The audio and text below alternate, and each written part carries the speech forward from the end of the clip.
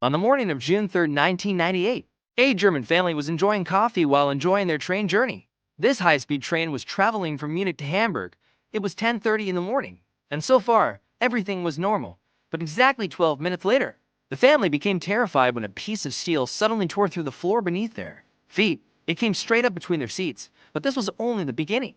The beginning of the most dangerous accident in the history of German high-speed trains. Once again, welcome to our videos.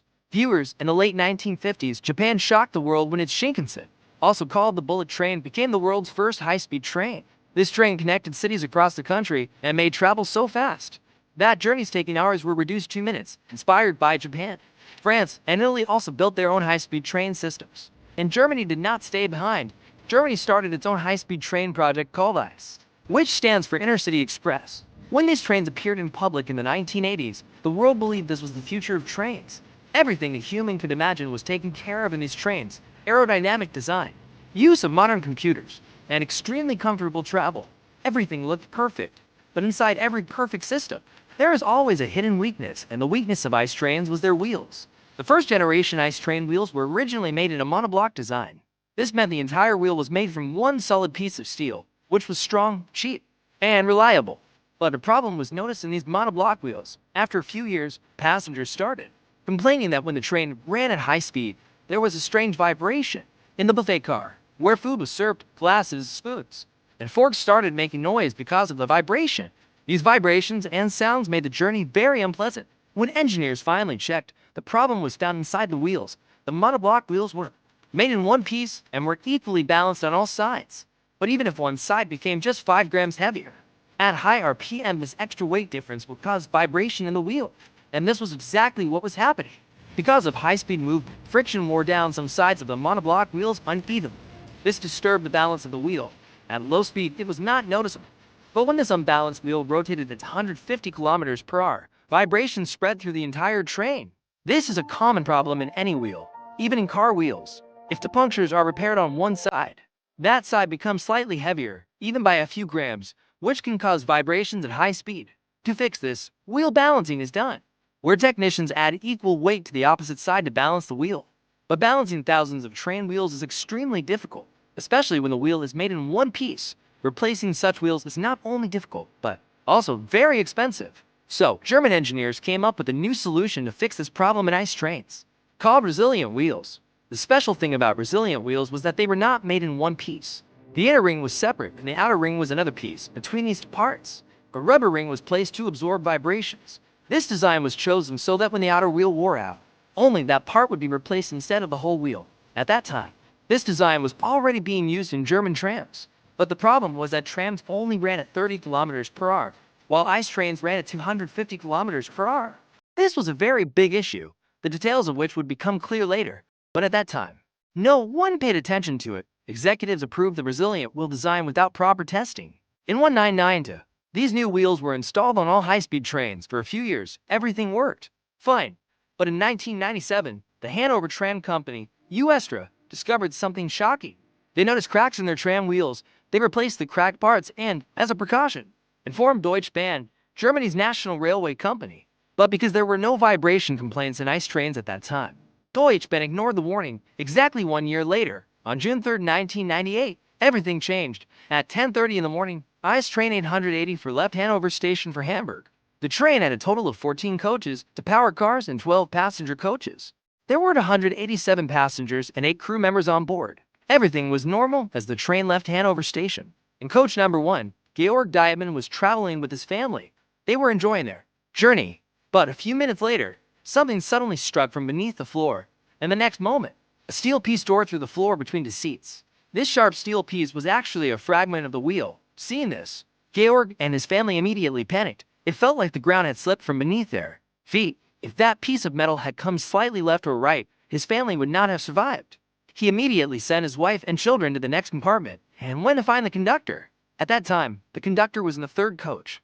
Georg explained everything to him. But according to company policy, the conductor could not stop the train until he personally saw the problem. So both of them walked toward the first coach.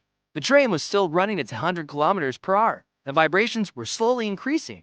By the time Georg and the conductor reached the first coach, the train had already traveled 3 kilometers further. Now the train was about to enter a dangerous section where tracks split. The broken wheel piece was still hanging under the train, dragging along the track. When the train crossed the first switch point, the wheel fragment fell and hit the track lever. At that exact moment, something terrible happened. The track switch changed. Now the first and second coaches were on one track, but the third coach moved onto a different track.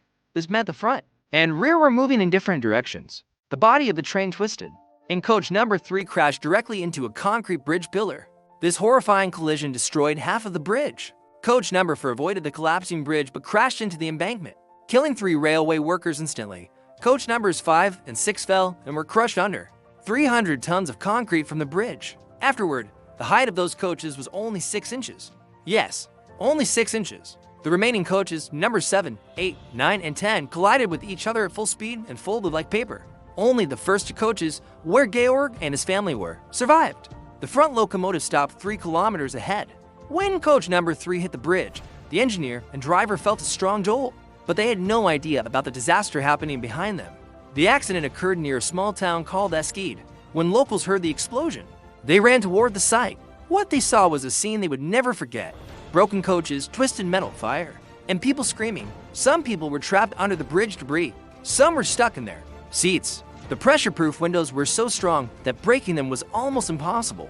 Rescue workers had to call heavy machinery, but even then, it took hours to reach the trapped people. More than 1,000 rescue workers arrived at the site. Ambulances, military doctors, and rescue teams all worked together. A medical conference was happening nearby, and 40 doctors rushed to the scene. But by then, it was too late. In this accident, a total of 101 people died. 88 people were found critically injured. Around 100 people suffered minor injuries. Those in the first 2 coaches survived by pure luck. German high-speed trains, once considered the safest in the world, lost that image due to this disaster. This accident shocked not only Germany, but also countries like France, Italy, and Japan that used high-speed train networks. When investigators analyzed the site, it first appeared as if a vehicle had entered the track. But when they saw the wheel fragment lodged in the floor of coach number 1, things became clear. Log records showed that the same wheel had reported flat spot issues before, 8 times. To be exact, yet it was never replaced. Machines to detect cracks were available, but inspections were still done visually using torches. The company claimed the machines gave false alarms. In 1992, a German research organization named Fraunhofer issued a warning that resilient wheels could be dangerous for high-speed trains. In 1997, the Hanover Tram Company also issued a warning, but both warnings were ignored. Engineers later explained that these wheels rotated 500,000 times every day at high speed. With every rotation, the steel tire slightly compressed and expanded again. This caused fatigue cracks that slowly grew larger over time. Because the rubber absorbed vibrations, no one realized the wheels were cracking. Finally, on June 3, 1998, a single wheel failure caused this massive disaster. This disaster is considered the deadliest high-speed train accident in the world.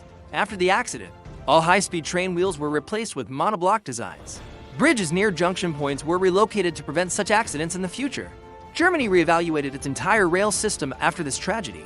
Pressure-proof windows were replaced so trapped passengers could be rescued by breaking them if needed. Even today, the Eskid disaster is taught as an example in German railway training centers. Monoblock wheels may require more maintenance and time, but because they are cast in one piece, they are less likely to break at high speed. And vibrations serve as a warning that wheel balancing is needed, hopefully. You will like and share this video a lot. Thank you very much for your love and supportive comments. See you in the next amazing video.